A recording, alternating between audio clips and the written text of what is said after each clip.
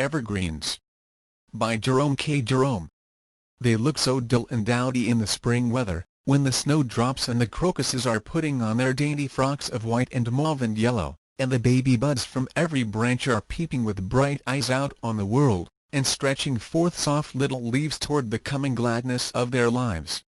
They stand apart, so cold and hard amid the stirring hope and joy that are throbbing all around them. And in the deep full summer time, when all the rest of nature dons its richest garb of green, and the roses clamber round the porch, and the grass waves waist-high in the meadow, and the fields are gay with flowers, they seem duller and dowdier than ever then, wearing their faded winter's dress, looking so dingy and old and worn. In the mellow days of autumn, when the trees, like dames no longer young, seek to forget their aged looks under gorgeous bright-toned robes of gold and brown and purple, and the grain is yellow in the fields, and the ruddy fruit hangs clustering from the drooping boughs, and the wooded hills in their thousand hues stretch like leafy rainbows above the vale, ah! Surely they look their dullest and dowdiest then the gathered glory of the dying year is all around them. They seem so out of place among it, in their sombre, everlasting green, like poor relations at a rich man's feast. It is such a weather-beaten old green dress. So many summer suns have blistered it, so many winter's rains have beat upon it, such a shabby, mean, old dress. It is the only one they have. They do not look quite so bad when the weary winter weather is come, when the flowers are dead, and the hedgerows are bare, and the trees stand out leafless against the grey sky, and the birds are all silent, and the fields are brown, and the vine clings round the cottages with skinny, fleshless arms, and they alone of all things are unchanged, they alone of all the forest are green, they alone of all the verdant host stand firm to front the cruel winter. They are not very beautiful, only strong and staunch and steadfast, the same in all times, through all seasons, ever the same, ever green. The spring cannot brighten them, the summer cannot scorch them, the autumn cannot wither them, the winter cannot kill them. There are evergreen men and women in the world, praise be to God. Not many of them, but a few. They are not the showy folk. They are not the clever, attractive folk. Nature is an old-fashioned shopkeeper. She never puts her best goods in the window. They are only the quiet, strong folk. They are stronger than the world, stronger than life or death, stronger than fate. The storms of life sweep over them, and the rains beat down upon them, and the biting frosts creep round them. But the winds and the rains and the frosts pass away, and they are still standing, green and straight. They love the sunshine of life in their undemonstrative way, its pleasures, its joys. But calamity cannot bow them, sorrow and affliction bring not despair to their serene faces, only a little tightening of the lips. The sun of our prosperity makes the green of their friendship no brighter, the frost of our adversity kills not the leaves of their affection. Let us lay hold of such men and women. Let us grapple them to us with hooks of steel. Let us cling to them as we would to rocks in a tossing sea. We do not think very much of them in the summer time of life. They do not flatter us or gush over us. They do not always agree with us. They are not always the most delightful society, by any means. They are not good talkers, nor, which would do just as well, perhaps better, do they make enraptured listeners. They have awkward manners, and very little tact. They do not shine to advantage beside our society friends. They do not dress well. They look altogether somewhat dowdy and commonplace. We almost hope they will not see us when we meet them just outside the club. They are not the sort of people we want to ostentatiously greet in crowded places. It is not till the days of our need that we learn to love and know them. It is not till the winter that the birds see the wisdom of building their nests in the evergreen trees. And we, in our springtime folly of youth, pass them by with a sneer, the uninteresting, colorless evergreens, and, like silly children with nothing but ice in their heads, stretch out our hands and cry for the pretty flowers. We will make our little garden of life such a charming, fairy-like spot, the envy of every passer-by. There shall nothing grow in it but lilies and roses, and the cottage we will cover all over with Virginia creeper. And, oh, how sweet it will look, under the dancing summer sunlight, when the soft west breeze is blowing. And, oh, How we shall stand and shiver there when the rain and the east wind come. Oh, you foolish, foolish little maidens, with your dainty heads so full of unwisdom. How often, oh, how often, are you to be warned that it is not always the sweetest thing in lovers that is the best material to make a good wearing husband out of? The lover sighing like a furnace will not go on sighing like a furnace forever. That furnace will go out. He will become the husband, full of strange oaths, jealous in honor, sudden and quick in quarrel, and grow into the lean and slippered pantaloon. How will he wear? There will be no changing him if he does not suit, no sending him back to be altered, no having him let out a bit where he is too tight and hurts you, no having him taken in where he is too loose, no laying him by when the cold comes, to wrap yourself up in something warmer as he is when you select him, so he will have to last you all your life, through all changes, through all seasons. Yes, he looks very pretty now, handsome pattern, if the colors are fast and it does not fade, feels soft and warm to the touch. How will he stand the world's rough weather? How will he stand life's wear and tear? He looks so manly and brave. His hair curls so divinely. He dresses so well I wonder if the tailor's bill is paid? He kisses your hand so gracefully. He calls you such pretty names. His arm feels so strong around you. His fine eyes are so full of tenderness as they gaze down into yours. Will he kiss your hand when it is wrinkled and old? Will he call you pretty names when the baby is crying in the night, and you cannot keep it quiet, or, better still, will he sit up and take a turn with it? Will his arm be strong around you in the days of trouble? Will his eyes shine above you full of tenderness when yours are growing dim? And you boys, you silly boys, what materials for a wife do you think you will get out of the empty-headed coquettes you are raving and tearing your hair about? Oh, yes, she is very handsome, and she dresses with exquisite taste, the result of devoting the whole of her heart, mind and soul to the subject, and never allowing her thoughts to be distracted from it by any other mundane or celestial object whatsoever. And she is very agreeable and entertaining and fascinating. And she will go on looking handsome, and dressing exquisitely, and being agreeable and entertaining and fascinating just as much after you have married her as before, more so, if anything. But you will not get the benefit of it. Husbands will be charmed and fascinated by her in plenty, but you will not be among them. You will run the show, you will pay all the expenses, do all the work. Your performing lady will be most affable and enchanting to the crowd. They will stare at her, and admire her, and talk to her, and flirt with her. And you will be able to feel that you are quite a benefactor to your fellow men and women, to your fellow men especially, in providing such delightful amusement for them, free. But you will not get any of the fun yourself. You will not get the handsome looks. You will get the jaded face, and the dull, lusterless eyes, and the untidy hair with the dye showing on it. You will not get the exquisite dresses. You will get dirty, shabby frocks and slimming dressing gowns, such as your cook would be ashamed to wear. You will not get the charm and fascination.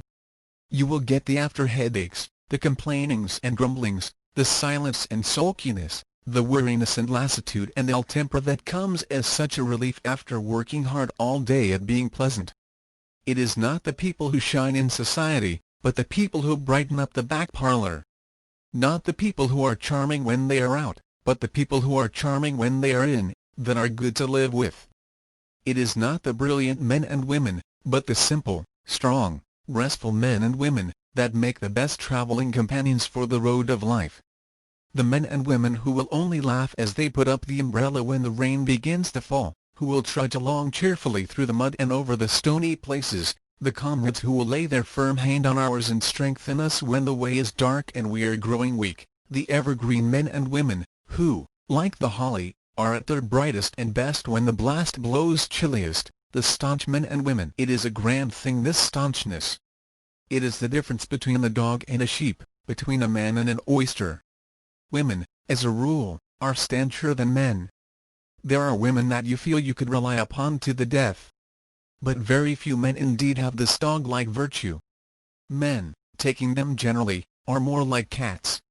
You may live with them and call them yours for 20 years, but you can never feel quite sure of them.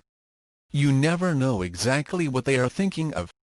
You never feel easy in your mind as to the result of the next-door neighbor's laying down a Brussels carpet in his kitchen. We have no school for the turning out of staunch men in this 19th century. In the old, earnest times, war made men staunch and true to each other. We have learned up a good many glib phrases about the wickedness of war, and we thank God that we live in these peaceful, trading times, wherein we can, and do, devote the whole of our thoughts and energies to robbing and cheating and swindling one another, to doing our friends, and overcoming our enemies by trickery and lies, wherein, undisturbed by the wicked ways of fighting men, we can cultivate to better perfection the smartness, the craft, and the cunning, and all the other business-like virtues on which we so pride ourselves, and which were so neglected and treated with so little respect in the bad old age of violence, when men chose lions and eagles for their symbols rather than foxes. There is a good deal to be said against war. I am not prepared to maintain that war did not bring with it disadvantages, but there can be no doubt that, for the noblest work of nature, the making of men, it was a splendid manufactory. It taught men courage. It trained them in promptness and determination, in strength of brain and strength of hand. From its stern lessons they learned fortitude in suffering, coolness in danger, cheerfulness under reverses. Chivalry, reverence, and loyalty are the beautiful children of ugly war. But, above all gifts, the greatest gift it gave to men was staunchness. It first taught men to be true to one another. To be true to their duty, true to their post. To be in all things faithful, even unto death. The martyrs that died at the stake. The explorers that fought with nature and opened up the world for us. The reformers, they had to do something more than talk in those days, who won for us our liberties. The men who gave their lives to science and art, when science and art brought, not as now, fame and fortune, but shame and penury, they sprang from the loins of the rugged men who had learned, on many a grim battlefield, to laugh at pain and death, who had had it hammered into them, with many a hard blow, that the whole duty of a man in this world is to be true to his trust, and fear not. Do you remember the story of the old Viking who had been converted to Christianity, and who, just as they were about, with much joy, to baptize him, paused and asked, "But what, if this, as you tell me, is the only way to the true Valhalla, what has become of my comrades, my friends who are dead, who died in the old faith, where are they?" The priests, confused, replied there could be no doubt those unfortunate folk had gone to a place they would rather not mention. "Then," said the old warrior, stepping back, "I will not be baptized. I will go along with my own people." He had lived with them, fought beside them. They were his people. He would stand by them to the end of eternity. Most assuredly, a very shocking old Viking. But I think it might be worthwhile giving up our civilization and our culture to get back to the days when they made men like that. The only reminder of such times that we have left us now, is the bulldog. And he is fast dying out, the pity of it. What a splendid old dog he is! So grim, so silent, so staunch. So terrible, when he has got his idea of his duty clear before him. So absurdly meek, when it is only himself that is concerned. He is the gentlest, too, and the most lovable of all dogs. He does not look it. The sweetness of his disposition would not strike the casual observer at first glance. He resembles the gentleman spoken of in the oft-quoted stanza. "'E's all right when yer knows 'im. But yer've got to know 'im fust." The first time I ever met a bulldog, to speak to, that is, was many years ago. We were lodging down in the country, an orphan friend of mine named George, and myself, and one night, coming home late from some dissolving views, we found the family had gone to bed. They had left a light in our room, however, and we went in and sat down, and began to take off our boots. And then, for the first time, we noticed on the hearthrug a bulldog. A dog with a more thoughtfully ferocious expression, a dog with, apparently, a heart more dead to all ennobling and civilizing sentiments, I have never seen. As George said, he looked more like some heathen idol than a happy English dog. He appeared to have been waiting for us. And he rose up and greeted us with a ghastly grin, and got between us and the door. We smiled at him, a sickly, propitiatory smile. We said, "Good dog, poor fellow." And we asked him, in tones implying that the question could admit of no negative, if he was not a nice old chap. We did not really think so. We had our own private opinion concerning him, and it was unfavourable.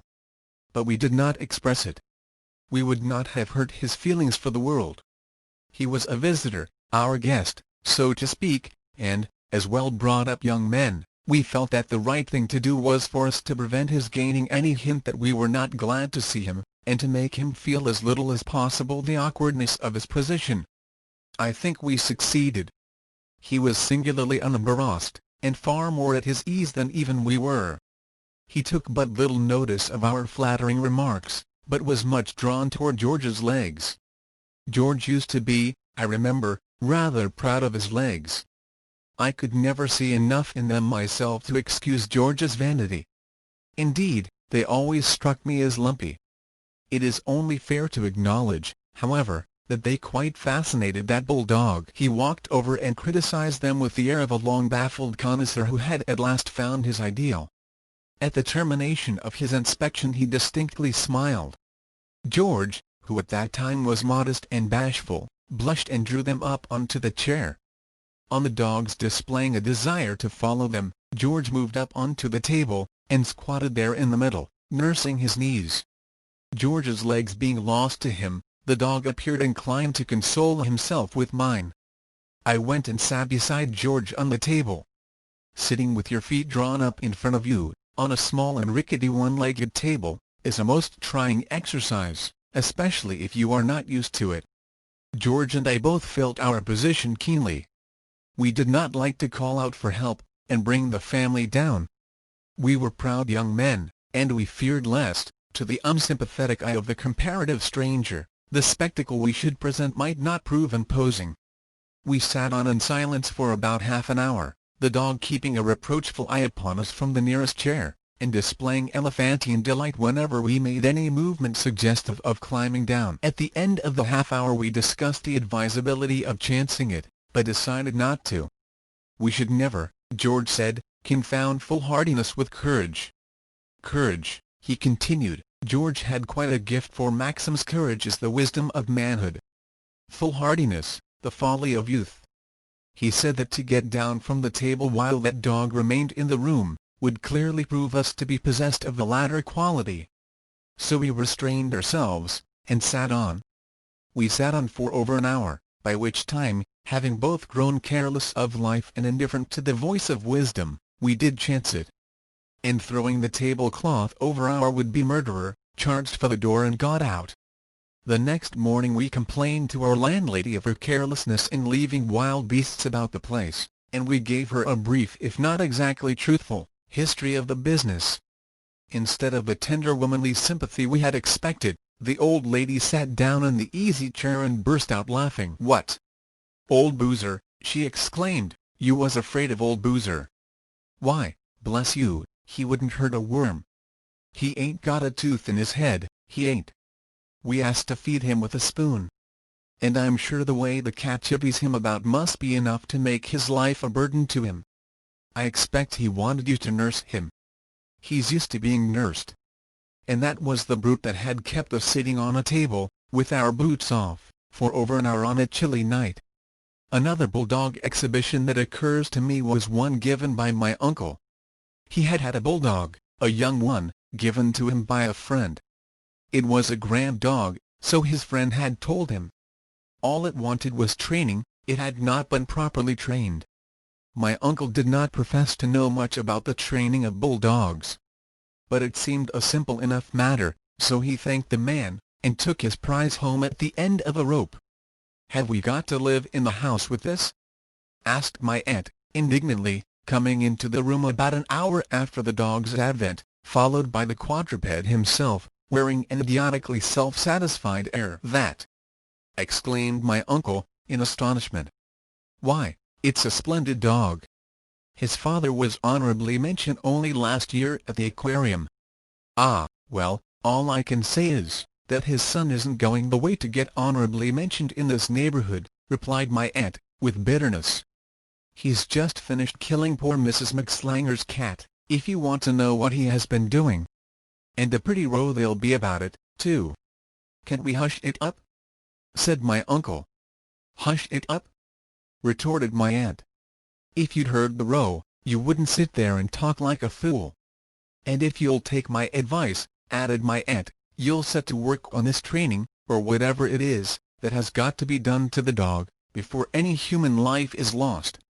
My uncle was too busy to devote any time to the dog for the next day or so, and all that could be done was to keep the animal carefully confined to the house. And a nice time we had with him. It was not that the animal was bad-hearted. He meant well, he tried to do his duty. What was wrong with him was that he was too hard-working. He wanted to do too much. He started with an exaggerated and totally erroneous notion of his duties and responsibilities. His idea was that he had been brought into the house for the purpose of preventing any living human soul from coming near it and of preventing any person who might by chance have managed to slip in from ever again leaving it. We endeavored to induce him to take a less exalted view of his position, but in vain. That was the conception he had formed in his own mind concerning his earthly task, and that conception he insisted on living up to with, what appeared to us to be, a necessary conscientiousness. He so effectually frightened away all the tradespeople, that they at last refused to enter the gate. All that they would do was to bring their goods and drop them over the fence into the front garden, from where we had to go and fetch them as we wanted them. "I wish you'd run into the garden," my aunt would say to me, "I was stopping with them at the time, and see if you can find any sugar. I think there's some under the big rose bush. If not, you'd better go to Jones and order some." And on the cook's inquiring what she should get ready for lunch, my aunt would say, "Well, I'm sure, Jane, I hardly know. What have we? Are there any chops in the garden, or was it a bit of steak that I noticed on the lawn?" On the second afternoon the plumbers came to do a little job to the kitchen boiler. The dog, being engaged at the time in the front of the house, driving away the postman, did not notice their arrival. He was broken-hearted at finding them there when he got downstairs, and evidently blamed himself most bitterly. Still, there they were, all owing to his carelessness, and the only thing to be done now was to see that they did not escape. There were 3 plumbers. It always takes 3 plumbers to do a job.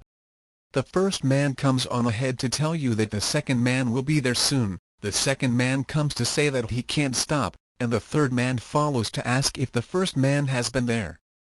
And that faithful, dumb animal kept them pinned up in the kitchen. Fancy wanting to keep plumbers in a house longer than is absolutely necessary. For 5 hours, until my uncle came home. And the bill ran, self and 2 men engaged 6 hours, repairing boiler tap, 18s. Material, 2d.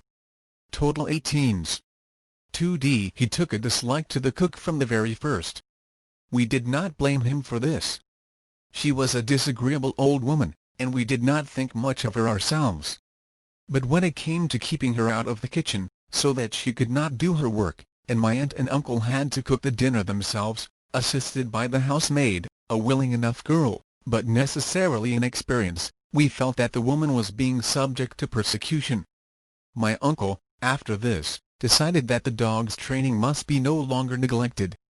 The man next door but one always talked as if he knew a lot about sporting matters, and to him my uncle went for advice as to how to set about it.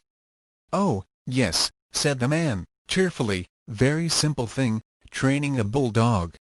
Wants patience, that's all." "Oh, that will be all right," said my uncle.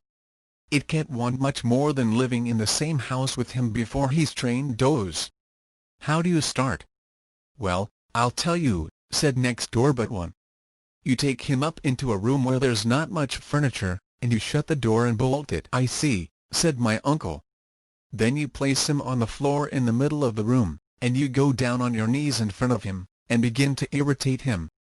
"Oh, yes, and you go on irritating him until you have made him quite savage."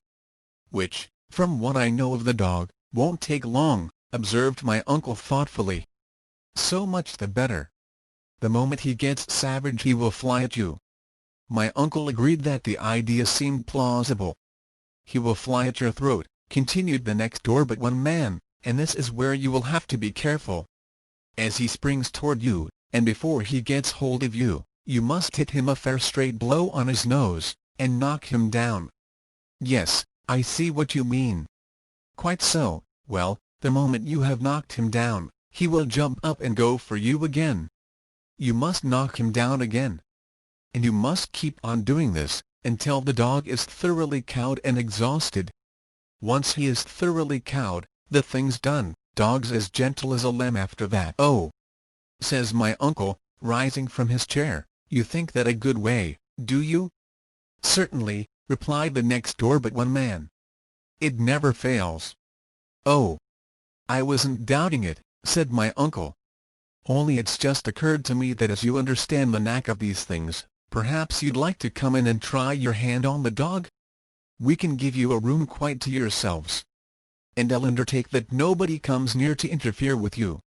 And if, continued my uncle, with that kindly thoughtfulness which ever distinguished his treatment of others, if, by any chance, you should miss hitting the dog at the proper critical moment, or, if you should get cowed and exhausted first, instead of the dog, why, I shall only be too pleased to take the whole burden of the funeral expenses on my own shoulders. And I hope you know me well enough to feel sure that the arrangements will be tasteful, and, at the same time, unostentatious. And out my uncle walked. We next consulted the butcher, who agreed that the prize ring method was absurd, especially when recommended to a short-winded, elderly family man, and who recommended, instead, plenty of outdoor exercise for the dog, under my uncle's strict supervision and control. Get a fairly long chain for him, said the butcher, and take him out for a good stiff run every evening. Never let him get away from you. Make him mind you, and bring him home always thoroughly exhausted. You stick to that for a month or two, regular, and you'll have him like a little child. Seems to me that I'm going to get more training over his job than anybody else, muttered my uncle, as he thanked the man and left the shop. But I suppose it's got to be done. Wish I'd never had the dog now. So, religiously, every evening, my uncle would fasten a long chain to that poor dog, and drag him away from his happy home with the idea of exhausting him. And the dog would come back as fresh as paint, my uncle behind him, panting and clamoring for brandy. My uncle said he should never have dreamed there could have been such stirring times in this prosaic 19th century as he had, training that dog. Oh, the wild scamperings over the breezy common, the dog trying to catch a swallow, and my uncle, unable to hold him back, following at the other end of the chain. Oh, the merry frolics in the fields, when the dog wanted to kill a cow, and the cow wanted to kill the dog, and they each dodged round my uncle, trying to do it.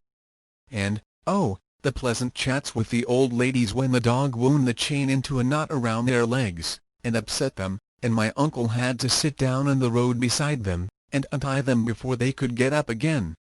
But a crisis came at last.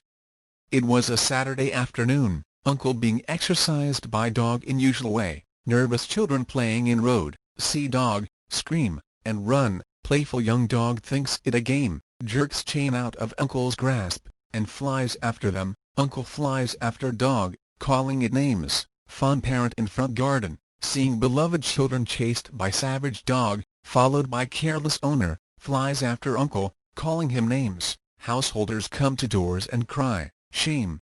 Also throw things at dog, things don't hit dog, hit uncle, things that don't hit uncle, hit fond parent, through the village and up the hill, over the bridge and round by the green, grand run, mile and a half without a break. Children sink exhausted, dog gambols up among them, children go into fits, fond parent and uncle come up together, both breathless. Why don't you call your dog off, you wicked old man? Because I can't recollect his name, you old fool, you.